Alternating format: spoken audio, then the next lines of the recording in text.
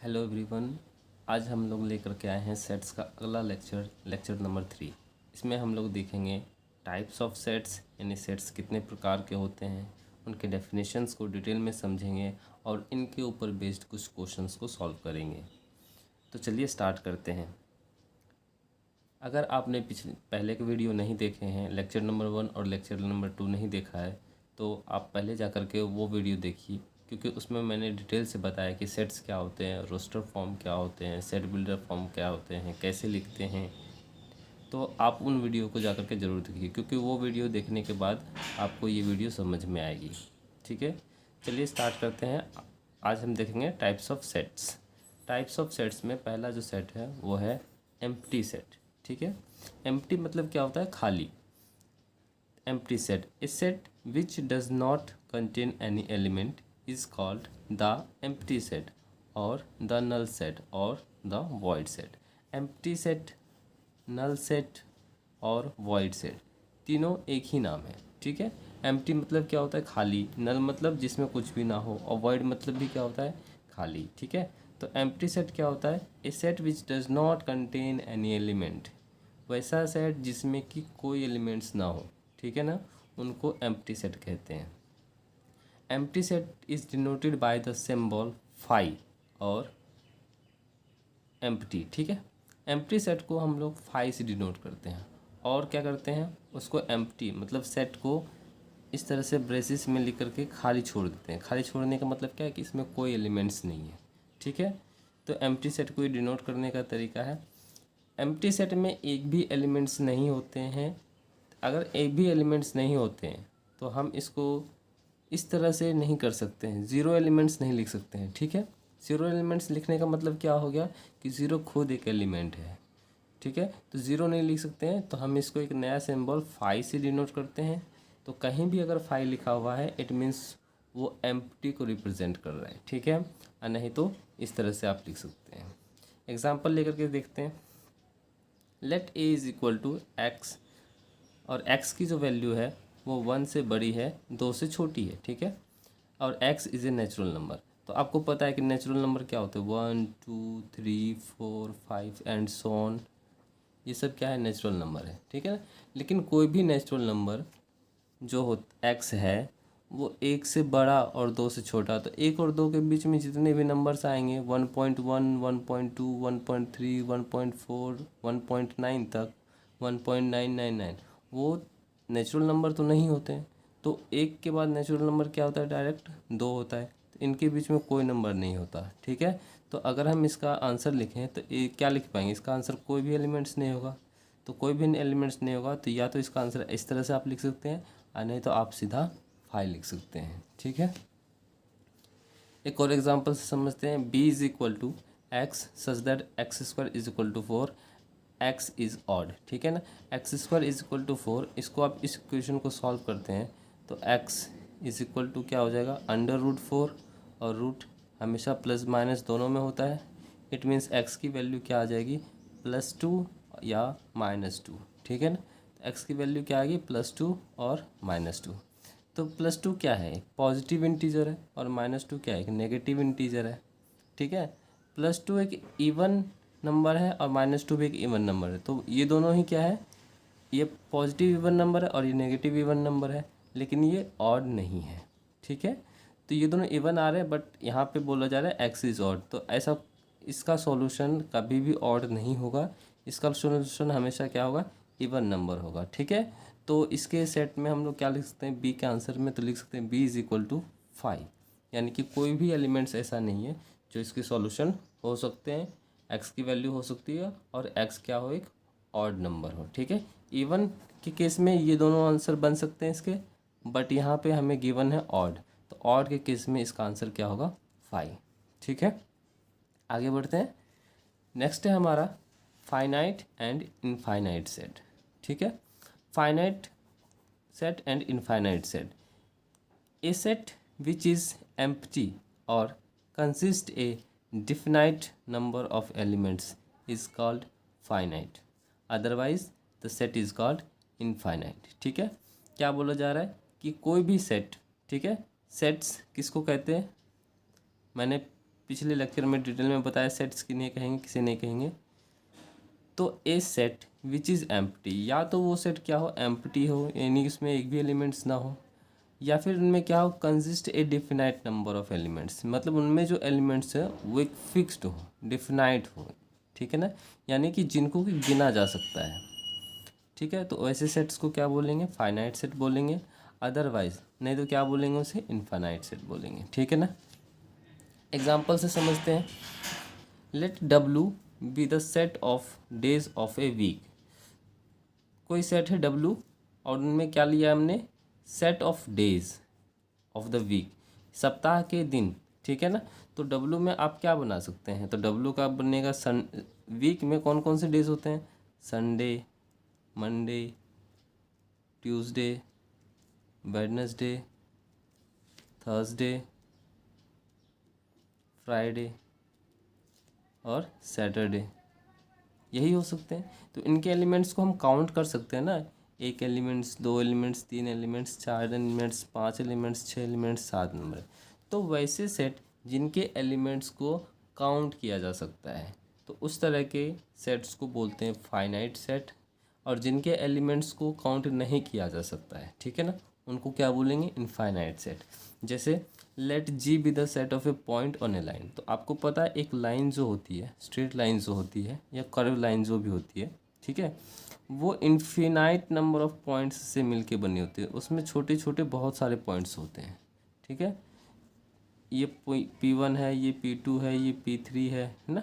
सब पॉइंट्स का अगर नाम दे तो इस तरह से करते करते कितने पॉइंट्स आ जाएंगे, इन्फिनाइट पॉइंट से मिलकर लाइन बनता है, तो P इन्फिनाइट, यानी कि इनके पॉइंट्स को हम लोग काउंट नहीं कर सकते हैं, ठीक है ना।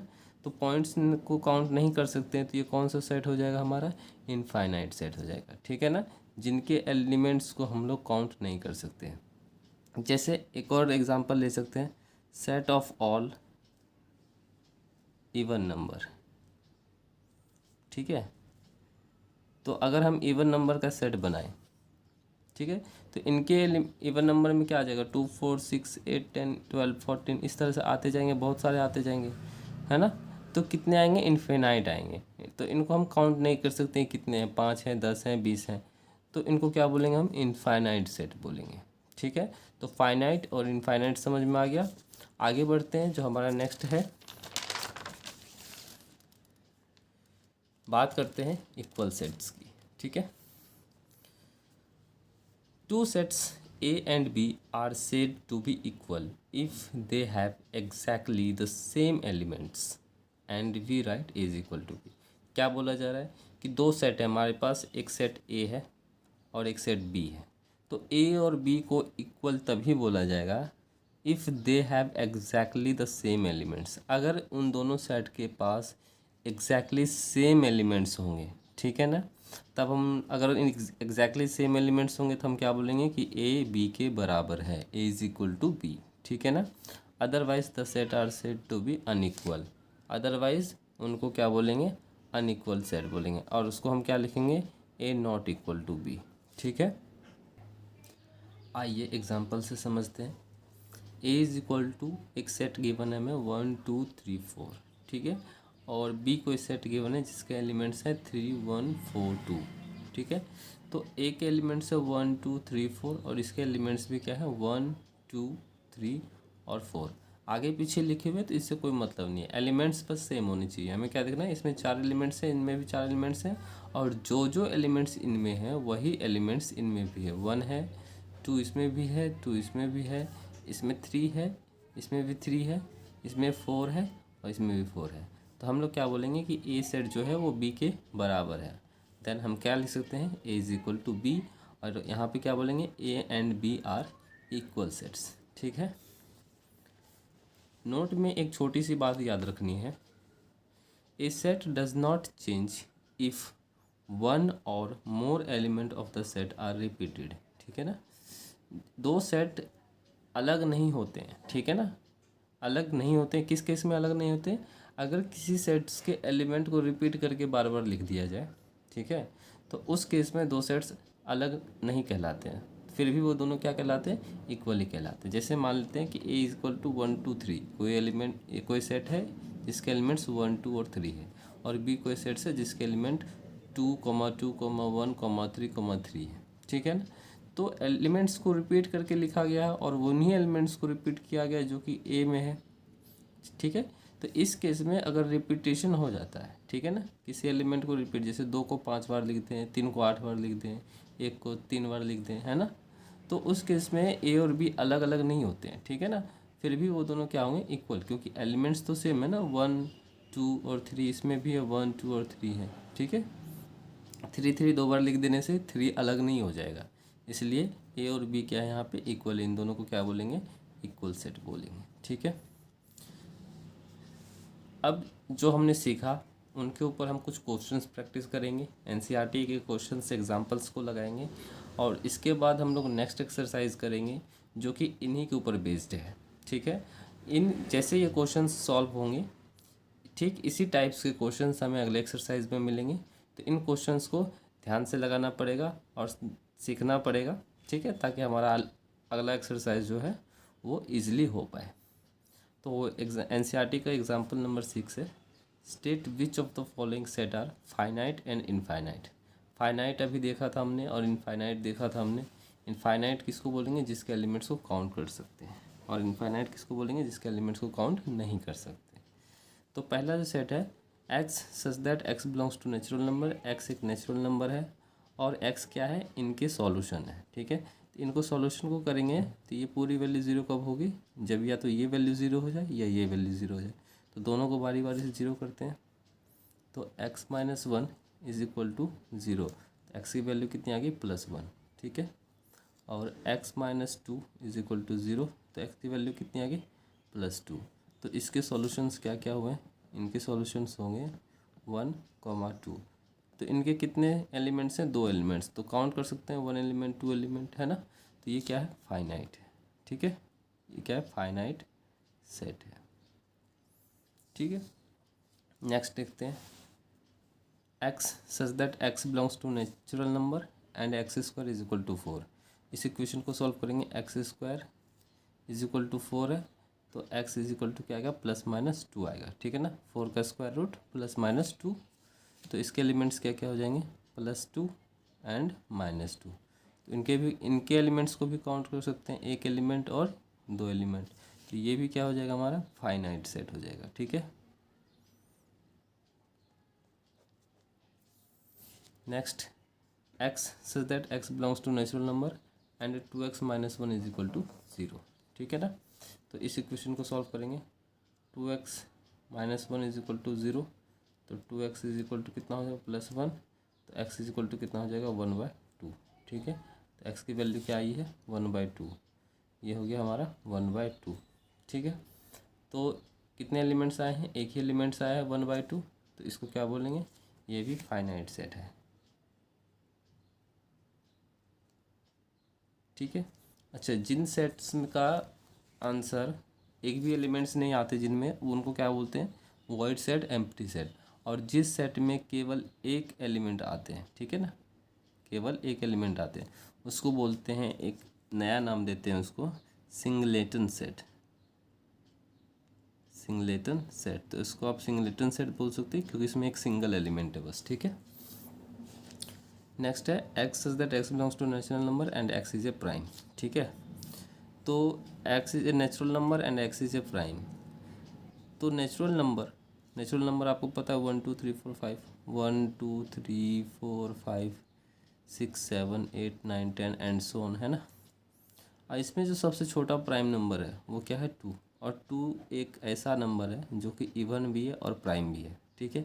उसके बाद 3 भी प्राइम है, 5 प्राइम है, 7 प्राइम है, ठीक है ना, सब प्राइम नंबर है, बट ये क्या है, नेचुरल नंबर है और ये क्या है, प्राइम है। X such that x belongs to natural number and x is a prime, ठीक है ना। तो 2 3 5 7 और भी आगे आएंगे, बहुत सारे प्राइम नंबर आएंगे, तो उनको हम काउंट नहीं कर सकते कितने प्राइम नंबर आएंगे। तो ये क्या हो जाएगा, हमारा इनफाइनाइट सेट हो जाएगा, इनफाइनाइट सेट, ठीक है। नेक्स्ट देखते हैं हम,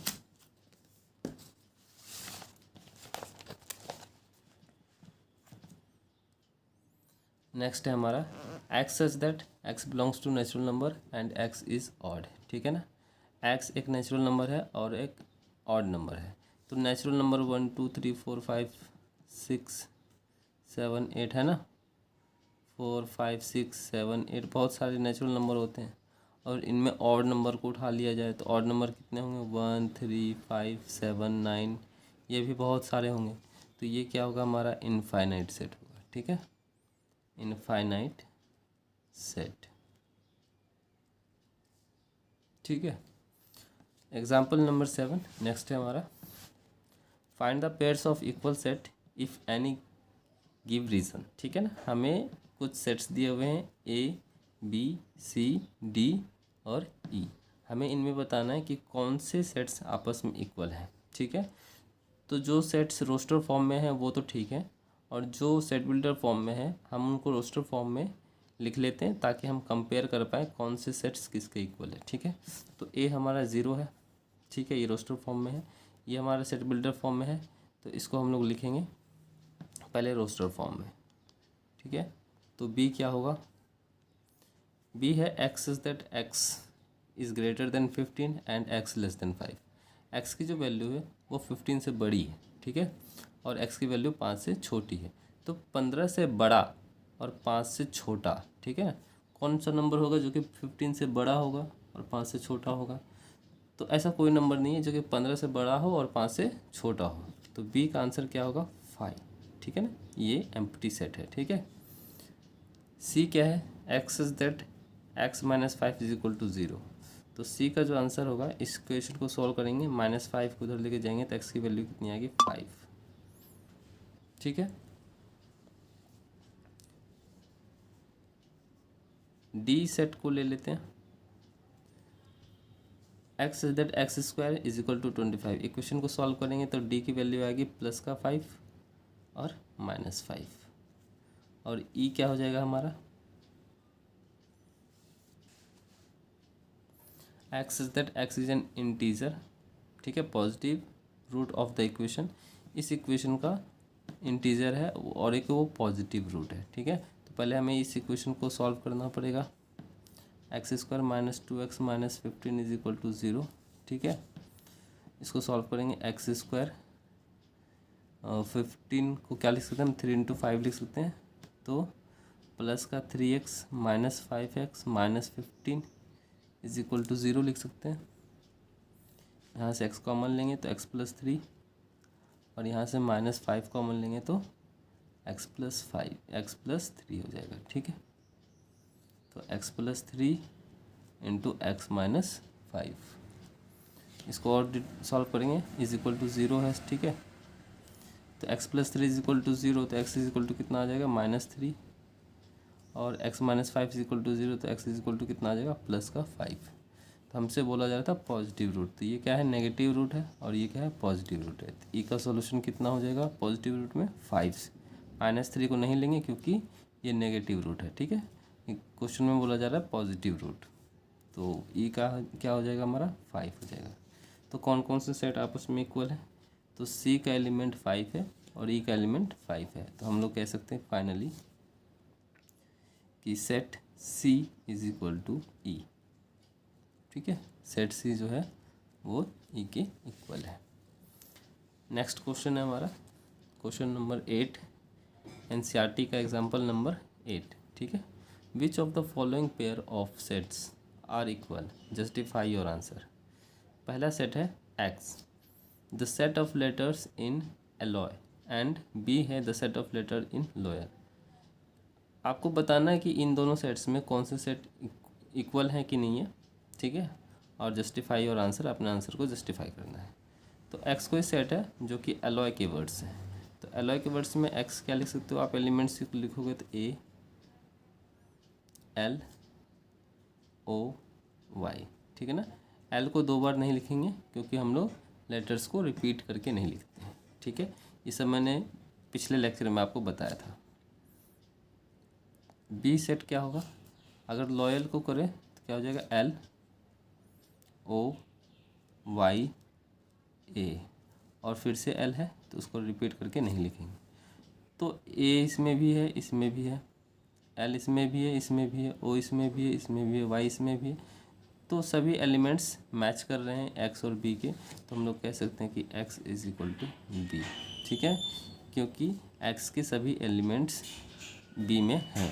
ठीक है, बी से मैच कर रहे हैं सभी एलिमेंट्स। ए इसमें भी है, इसमें भी है, एल भी दोनों में है, ओ भी दोनों में है और वाई भी दोनों में है। ठीक है, तो x is equal to B. Next देखते हैं हम लोग, A is equal to N such that N belongs to Z. ठीक है, जेड मतलब क्या होता है, जेड मतलब इंटीजर, और इंटीजर आपको पता है। ठीक है ना, इंटीजर कभी भी फ्रैक्शन में नहीं होता और डेसिमल में नहीं होता, और पॉजिटिव नंबर भी होते हैं, नेगेटिव नंबर भी होते हैं और ज़ीरो भी होते हैं। ठीक है, तो एक्स क्या है, एन क्या है, इंटीजर है, और n square less than equal to 4। N square की जो वैल्यू है वो 4 से कम और 4 के बराबर है। ठीक है, तो एक एलिमेंट्स क्या क्या हो जाएंगे, 4 से कम और 4 के बराबर। एन स्क्वायर की वैल्यू क्या हो जाएगी, अगर हम -2 का स्क्वायर कर दें तो 4 के बराबर आ जाएगी। ठीक है, -2 का स्क्वायर 4 होता है, तो वो इसके इक्वल आ जाएगा। फिर -1 का स्क्वायर कर दें तो -1 का स्क्वायर 1 होता है, वो इससे छोटी आ जाएगी। ठीक है, 0 भी ले सकते हैं, 0 का स्क्वायर 0, 4 से छोटी है। 1 का स्क्वायर 1 और 2 का स्क्वायर 4। तो एक एलिमेंट्स है -2, -1, 0, 1 और 2। ठीक है, और बी के एलिमेंट्स देखें तो x is that x belongs to real, R मतलब रियल नंबर है। ठीक है, आर मतलब real number, and x square -3x + 2 is equal to 0। तो हमें इसी क्वेश्चन को सॉल्व करना पड़ेगा। तो x square -3x + 2 is equal to 0। ठीक है, तो इसके कितने रूट होंगे, तो ये क्वाड्रेटिक क्वेश्चन है तो इसके 2 रूट होंगे। कितने रूट होंगे, 2 रूट। ठीक है ना, तो अगर बी को सॉल्व करके हम इसमें रूट लिखें तो 2 एलिमेंट्स लिखेंगे, बट ए में कितने एलिमेंट्स हैं, 1 2 3 4 5। ठीक है, इसके एलिमेंट्स अगर इसमें आ भी गए तो दोनों में एक नंबर ऑफ एलिमेंट्स जो है वो इक्वल नहीं है ना। अगर मान लेते इसमें 2 और 1 आ भी गया तो 2 इसमें भी है, इसमें भी है, 1 इसमें भी है, इसमें भी है, लेकिन बाकी जो एलिमेंट्स इनमें नहीं है। ठीक है, तो बाकी एलिमेंट्स इनमें नहीं है तो इन दोनों को इक्वल नहीं बोलेंगे। जितने एलिमेंट्स इसमें हैं उतने ही एलिमेंट्स इसमें होने चाहिए, और जो एलिमेंट्स इसमें हैं वो सब एलिमेंट्स इनमें होने चाहिए, तभी इन दोनों सेट को इक्वल बोलेंगे। ठीक है, तो यहाँ पे ए नॉट इक्वल टू बी है। ठीक है, तो क्वेश्चन एग्जाम्पल नंबर 8 भी हमारा हो गया। जितने टाइप के क्वेश्चन अभी हम लोगों ने सीखा है, हमारा नेक्स्ट एक्सरसाइज भी इन्हीं के ऊपर बेस्ड है और बहुत इजी है, वो हम लोग नेक्स्ट लेक्चर में करेंगे। आई होप आप लोगों को वीडियो बहुत अच्छा लगा होगा। अगर अच्छा लगा तो चैनल को सब्सक्राइब कर दें और वीडियो को लाइक ज़रूर करें। Thanks for the watching.